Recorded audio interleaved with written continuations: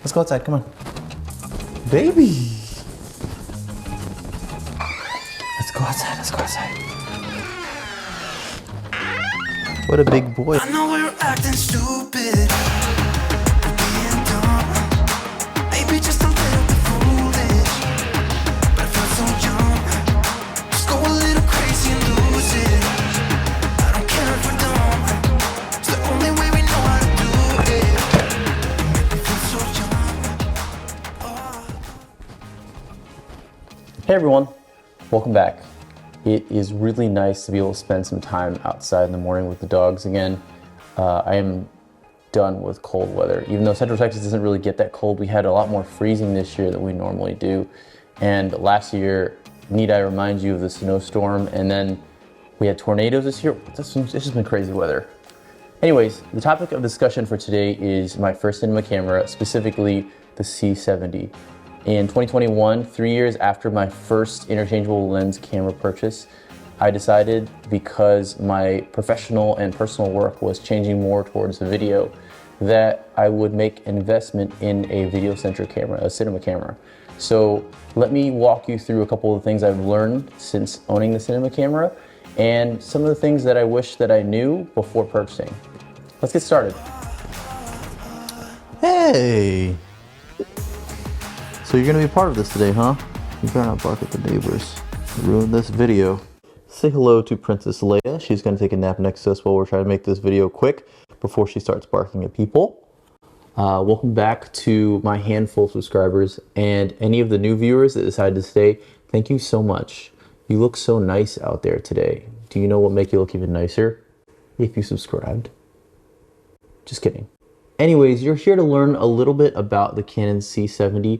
You're probably more of a beginner as far as cinema cameras go, and for a lot of you, it'll be your first major cinema camera purchase. Trust me, I know $5,500 is no small amount of money, but it can be a great deal and a worthwhile upgrade from the mirrorless and DSLR world if you're buying it for the right reasons. So here are some of the things I've learned about the Canon C70 and cinema cameras in general over the last year that I've owned it. The first topic is going to be handheld shooting.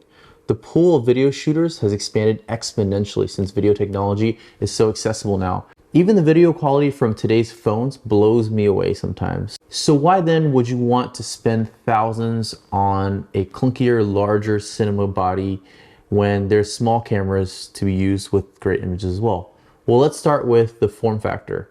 Larger cinema bodies are built to be workhorses and are full of large audio and processing components. With all of that mass, they also offer a lot more weight-based stabilization. Ever wonder why it's so hard for you to get decent handheld footage on a 23-ounce mirrorless camera?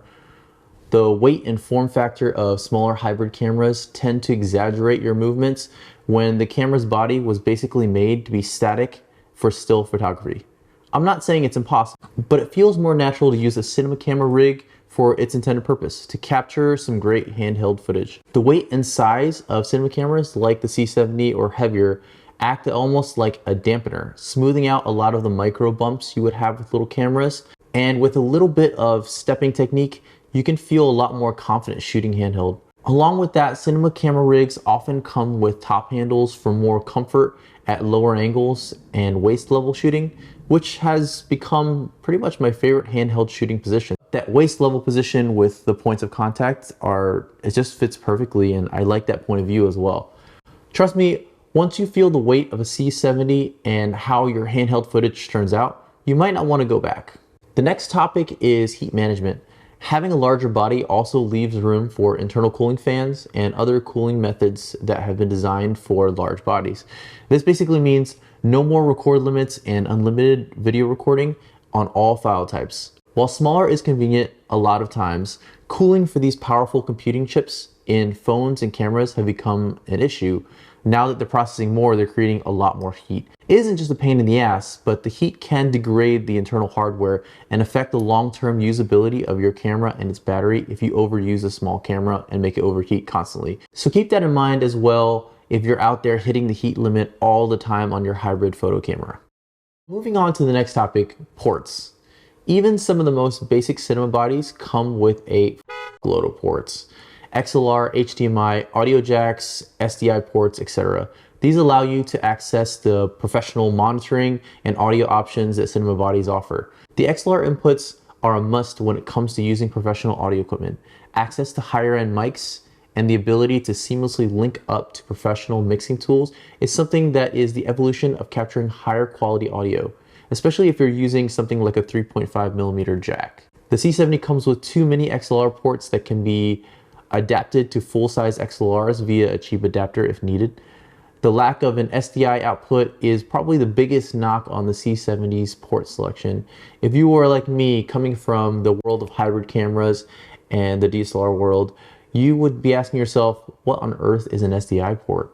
SDI, or serial digital interface, is preferred over using HDMI in a lot of professional environments. This can be a whole video all in itself, but SDIs are optically wired connections that are superior as far as reliability, durability, and transfer speeds. Although HDMI is definitely more cost effective and more commonly available within most households and will be sufficient for most people's needs. Larger productions, however, will oftentimes prefer SDI over HDMI for the reliability and the ability to push the signal longer distances. Needless to say, as a smaller production company, HDMI serves my purposes just fine. The discussion of SDIs and HDMIs leads me into our next point, which is visual tools.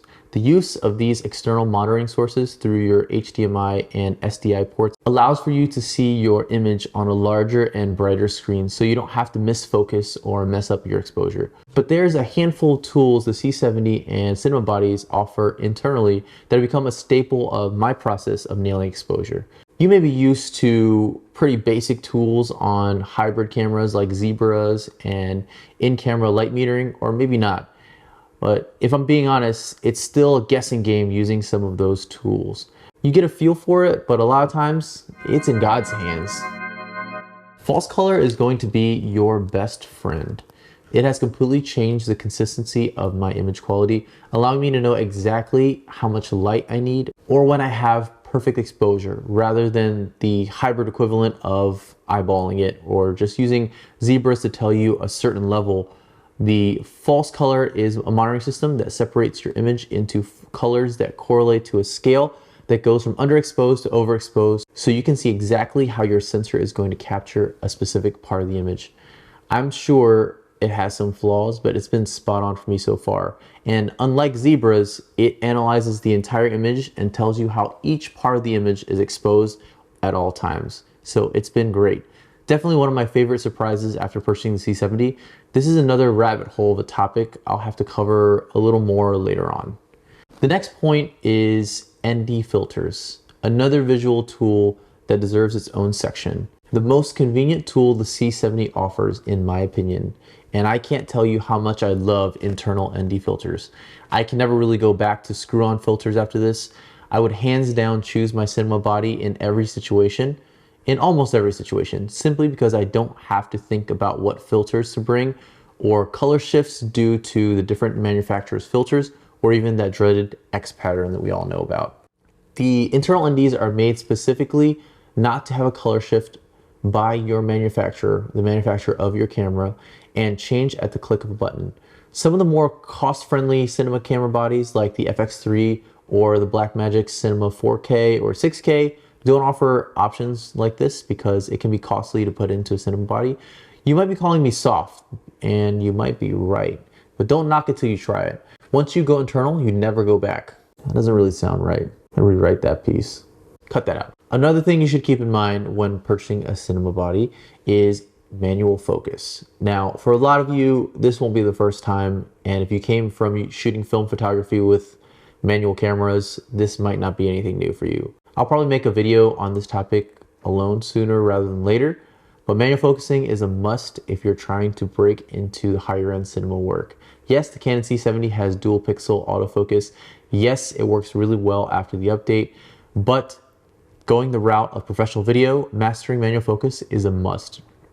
I want to expand upon this further later on because it's something I had a lot of trouble with at first when I started shooting video. I started off shooting manual cameras, but then there was a big gap. When I purchased my first hybrid body, autofocus was really really, really reliable. And so I never really gained the skills to use manual focus on a cinema camera. And I'm not knocking autofocus. Autofocus definitely has its place and is extremely useful in a lot of situations.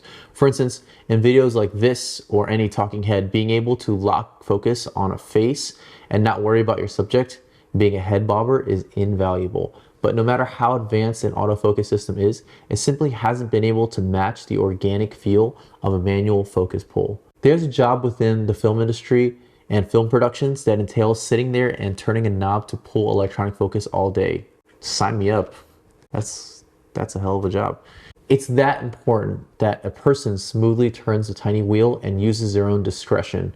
Even the imperfections of these less precise focus pulls in the hands of a human can be viewed as artistic or even organic, whereas the robotic focus pulls of a camera can be jarring and take the audience out of the mood altogether.